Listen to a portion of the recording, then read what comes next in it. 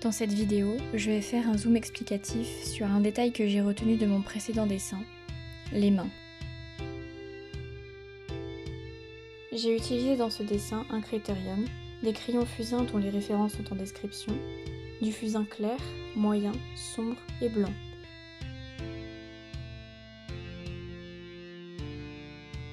Une gomme, du pastel sec rouge et blanc. Je taille mes fusains au cutter. Dans un premier temps, il faut comprendre les articulations de la main pour en saisir les formes.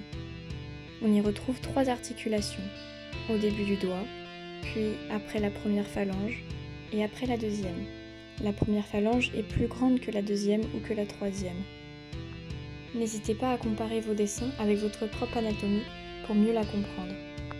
À chaque articulation, à moins d'avoir le doigt bien droit et bien tendu, un pli menant vers l'intérieur du doigt se forme. Au niveau de l'ongle, le prolongement de la partie inférieure du doigt rejoint en courbe la partie supérieure qui restera plutôt droite et représentera l'ongle.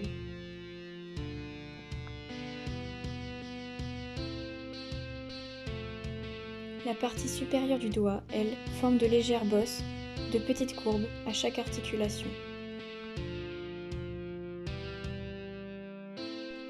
Je commence donc sur mon dessin à placer d'abord les doigts selon mon image de référence en prenant des appuis, comme le croisement entre la ligne de la mâchoire et la ligne du doigt, pour repérer son placement.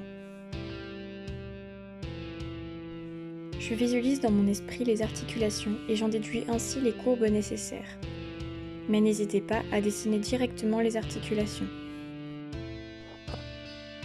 Je repère des éléments qui me semblent intéressants, comme son index qui appuie contre sa joue. Il est donc bien tendu sur les 2 phalanges supérieures. Il y a donc un petit pli et une courbe très faible au niveau de la 3e articulation.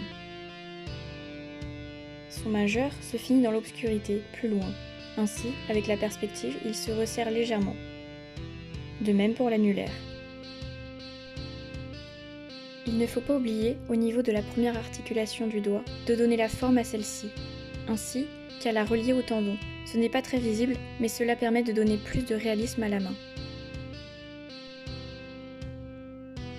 Les doigts de sa main sont écartés, donc, à leur attachement à la paume, on doit pouvoir voir les écarts et la peau se tirer légèrement comme de petites palmes, comme entre son index et son majeur. Les doigts n'ont pas tous exactement la même taille. Il y a peu de différence entre l'index et le majeur, mais l'annulaire est plus petit et l'auriculaire encore plus.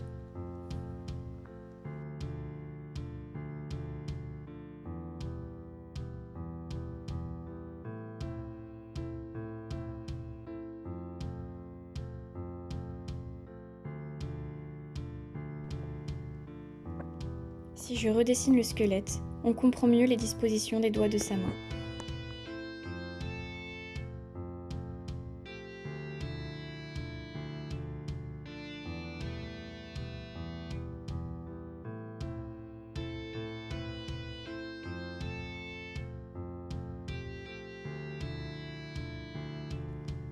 Dans ce dessin, j'ai réalisé ses mains en pastel rouge dans un but artistique et plastique.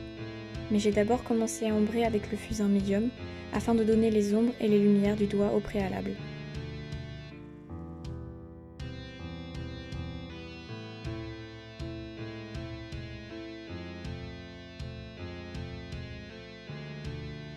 J'ombre d'abord l'extérieur droit du doigt, la lumière venant de gauche.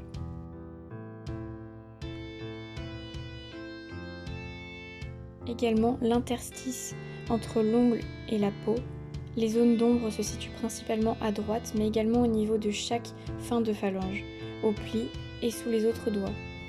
Pour s'aider, on peut utiliser un modèle et copier l'ombre de celui-ci, ou s'aider de sa propre anatomie en observant ses mains et comment l'ombre se crée dessus.